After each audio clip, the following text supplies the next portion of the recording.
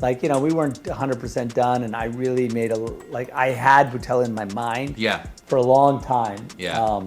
And I would tell everyone it's going to be Boutella, and I don't know if they believed me 100%. Like, they were like, okay, yeah, but when we actually go to make it, who's going to be in it? And I'm like, no, it's Sofia. So it was like, when I did the audition with her, it was just, I felt so vindicated by like my obsession with her, because she did such a great job that I was like, okay, are we good now? You see it in boxing rings. With two fighters, they're hugging each other. They're so tired, and then I feel like we needed to see. I mean, maybe. Yeah, and when I'm there with my arm, and we have that moment. I love that. That would have been a cool idea, actually. It reminds if we did the hug, the lean into a warm embrace. Noble, don't get that. Well, we're tired.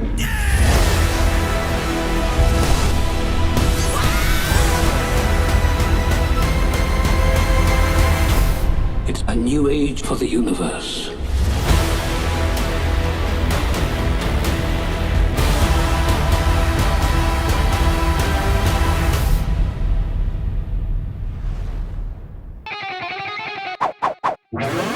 Great, yeah. So I saw the movie last night, loved it. I found it's funny, I haven't seen a movie like in a while that I felt so kind of engrossed and taken in by the characters. And one of the things I wanted to ask you, which I always like when I see a movie like this, when the heroes are vulnerable, I really don't like it when like a superhero or something like that is just will never take a hit, on camera. It really bothers me, kind of. Yeah, I get it. And I feel the same way. I love that in this movie though, because it gives the fight scenes an edge, because you never know exactly how it's going to end and how the person's going to get out of like the scrap that they're in. 100%. Yeah, and I think that for me, Kora, as a soldier, is,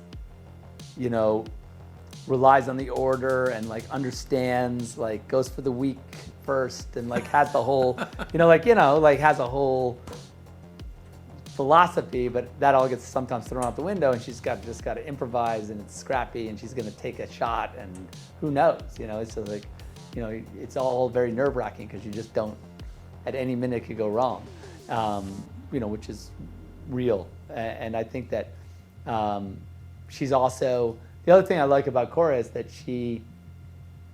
she's our hero, and we need her, and we can't survive without her.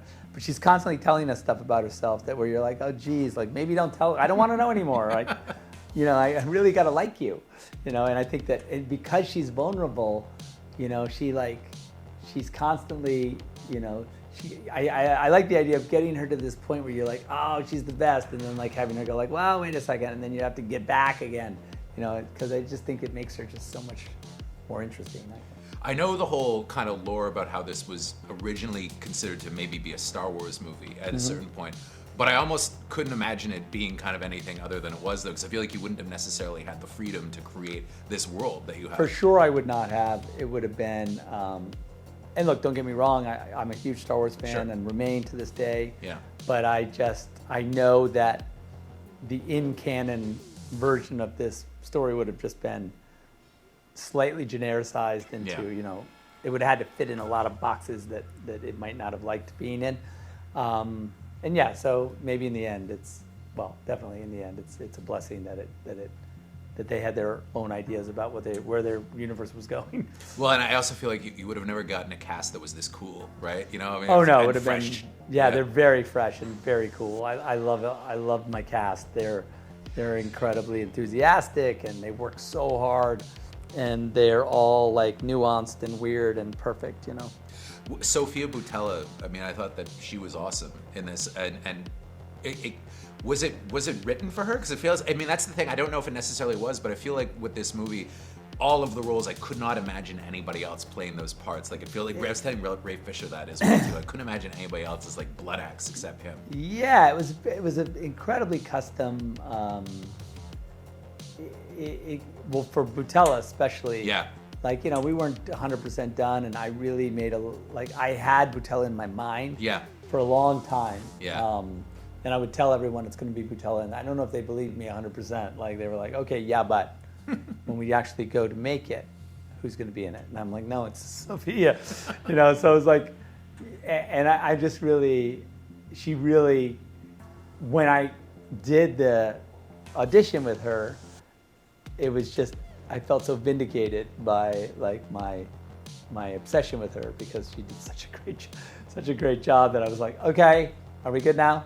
One thing I also wanted to ask you quickly about is the action, because I mean, if it had been a Star Wars movie, you would have had lightsaber duels and stuff like that. It wouldn't have been as physical, and you wouldn't have had those kind of almost like primitive weapons, which I thought was really neat. Yeah, like Ed's weapon, you know, is basically like a freaking club, you know, and he's just pounding people with his club. He told me it's called Stella. Yeah, he did call it Stella, yeah, which is hilarious and perfect. And it also made the whole thing become super personal, you know, because they're really just they're just brawling each other, you know, and I think that it's weird, like as a relationship, those two finally come together, and it ends up being just like really just down and dirty, and I just think that's fun.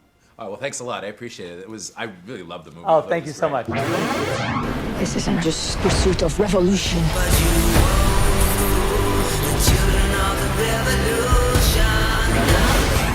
Okay, so I gotta ask you guys, you both have had extensive fight sequences in different things that you've done before, but the last battle between the two of you was so amazing in this movie, and I was just wondering, how grueling was that to go through? Because I imagine the choreography must have had to have been on point with the weird weapons that you're using. Yeah, I mean, it was actually quite, the preparation was kind of fun, because we do it in isolation. We do it with our respective stunt doubles, Spider and Mel, shout out to them. Yeah. They help us so much. They're kind of like the puppeteers pulling the strings. Everything we do, they're attached to the other end of the string. So we kind of rehearse with them, but also, I remember that week you were shooting really intensively just before, so we didn't get that much time to rehearse, and then we came on set, and you know, that buoy is a really tough ring to fight in as such. Yeah.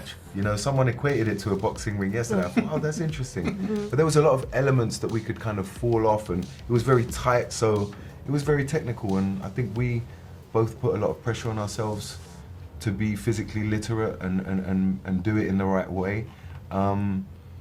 And it went on for about 6 days. So yeah, it's the first fight tough. that we learned. It's the first fight that I learned. Was it really? I think Wow. We started learning that fight quite early on, because we had to use that space. Sure. And so I was practicing with his stunt double, Spider, and he was practicing with Mel, my stunt double, and for a while before we got together. And then once it was on, it was on. I think we had about an hour and a half together. That's true. That's true. Like before we actually went to it, but respectively, we'd done, you know, I don't know, 30 hours or something with our doubles. Yeah. You know, but again, Spider and Mel, wow, we love you guys. Yeah, It looks love you amazing guys. in the movie.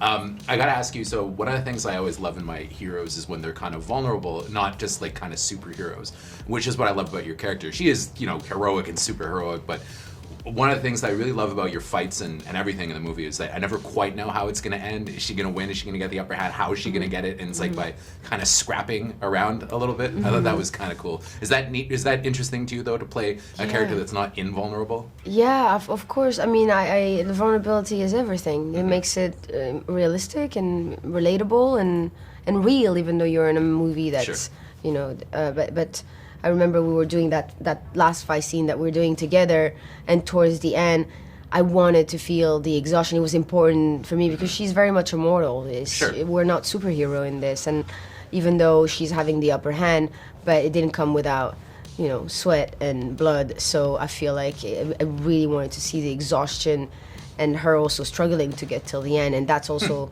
I mean, part of vulnerability. But there's a moment when you're so out of it. You see it in boxing rings. Yeah. With two fighters, they're hugging each other. They're so tired, and then I feel like we needed to see. I mean, maybe. Yeah, and when I'm there with my arm, and we have that moment. I love that. That would have been a cool idea, actually. It reminds if we did the hug, the lean into a you warm wouldn't want to embrace. hug Noble, don't get that close. while we're tired. But I remember a moment that my good friend Phil Silvera stunt coordinated on Daredevil, and there was a hallway scene, a one shot in Daredevil, where it was legendary. He would fall out of shot, and the hallway would be empty, and then he'd crash back in and be like, I remember that scene, and get his breath back for 5 seconds. And I thought, wow, I've never seen someone get their breath back in a fight before. And actually, yeah, we kind of got to do that. Yeah. You know? Yeah. Although it was me getting my breath back mean, from you you were- kicking my ass. You were missing an arm, I think. Your leg stabbed, Yeah. and that's a lot when of I could tape. take. That's the only time. That's the only reason why I could breathe finally. Is the systematic breakdown of every Yeah. function in my body. I always love a villain's weapon too. And can you tell me a little bit about your weapon that you've got in the film? Because it's pretty cool. Oh, she has a name. Yeah. Oh, what? Stella. Stella. Stella the Staff. That's what she was called. I love her to bits. Every time, you know, we've been to Brazil, London, Tokyo, and now we're here. And at every event they've had, nice. They brought the costume, and I've seen my mannequin holding the staff, and I'm not happy. I don't want even my mannequin holding it. It's not me. You know, no one should have my staff. And even in the movie when she takes it, I think it's a really powerful moment to see. And even when I pull the end of it and throw it off the edge, it's like, it's gone. It's baby. You know, although I did notice when I watched it last night that there's 3/4 of it that you just threw down on the buoy, and then you jumped off, and I thought, oh, that would have been cool if maybe someone went back to get it. And it could stay. But the good bit of pop trivia is I have one of those bone staffs at my house back in London, and I've got it next to my Elita Damascus blade. Oh wow! Which is Japan's sword, and one of Deadpool's stunt katanas. So I'm like amassing a. You have the real weighted one, not the. I have the not the stunt one. So I've got the weighted one, which is still quite light. Yeah. And then, so I've got 3 weapons that look deadly, and all of them are useless. Yeah. Thank you so much for your time. I appreciate it. Love the movie. Thank you so much.